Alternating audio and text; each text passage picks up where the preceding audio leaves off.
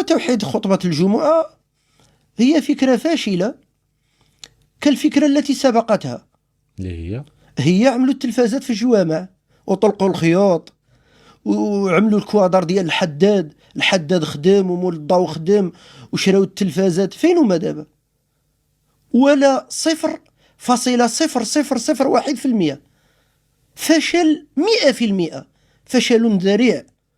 واش كانوا عقلت كانوا التلفازات ديك الساعه عملوا التلفازات في المسجد فما بين صلاه المغرب وصلاه العشاء كيشغلوها وكيديروا مثلا شي قناه اللي فيها فين مول هذه الفكره يعطينا الفلوس اللي صرف في هذه الفكره الفاشله. علاش فشلات؟ شنو السبب اللي خلات انها تفشل؟ واش حتى واحد زعما مسوق انه يتفرج في التلفازه في وسط الجامع؟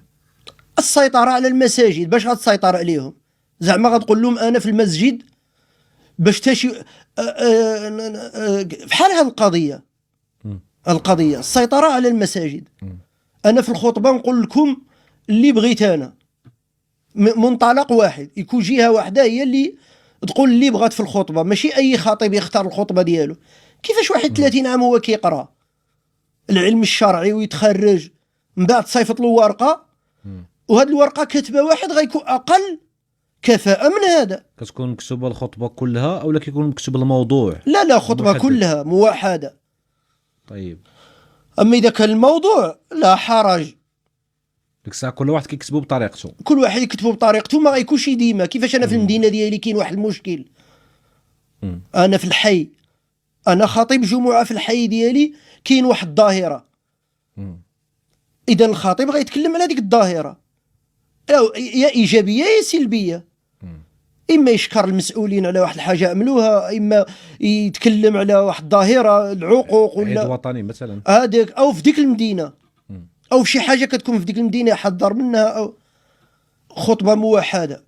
واش الناس ديال المغرب كاملين محتاجين خطبه واحده؟ كل مدينه كل خطيب كيشوف علاش غيتكلم. لا، حنا الخطيب 30 عام هو غيقرا، غيجي واحد يصيفط له الورقه يقراها على الناس، وديك الورقه كتكون مسربه قبل الخطبه. هاي واقع دابا، خطبه الجمعه والخميس هاي منتشره الخطبه في الفيسبوك، شنو غيكون فيها؟ واش كتشوف ان هذه المساله ديال توحيد خطبه الجمعه غادي تخلي الناس انه تنفرهم من المؤسسات الدينيه، ولا تخليهم كاع ما بقوش يصلوا صلاه الجمعه مثلا؟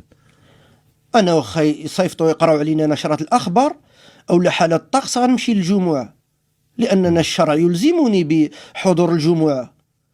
ولو يطلع لتما يقول الله اكبر سبحان الله وينزل شغله هذاك، لكن انا ملزم، انا الشرع يلزمني بحضور الجمعه. اما اللي كيقول لك ولا مادام الخطبه موحده ما نمشيوش للجمعه آثم، وهذه من سبل الشيطان، هذه من وسوسه الشيطان. ابدا في اي حال من الاحوال ما نتخلاش على الجمعه، نمشي للجمعه لانه واجب، وفي جميع الحالات نمشي. هذه نقطه اخرى، انا ما عمري كنعول على الجمعه باش انني نكون متدين او نعبد الله. كنقولها للمغاربه كاملين، كنقول لهم ما تعولوش على الخطبه الجمعه. الجمعه هي فرصه للتذكير فقط. اما انت خصك تجمع راسك ايها الاب، ايها الراعي، ايها المسؤول، جمع راسك وتعلم الدين ديالك.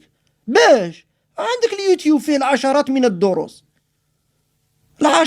من الدروس في اليوتيوب ديال العلماء، الشيخ عبد الله بن المداني، الشيخ زين العابدين بن الفريج، الكمالي، يقدر يقولوا وصلنا ل100 الدروس، مصطفى بن حمزه. انا كنتكلم على هادو رسميا.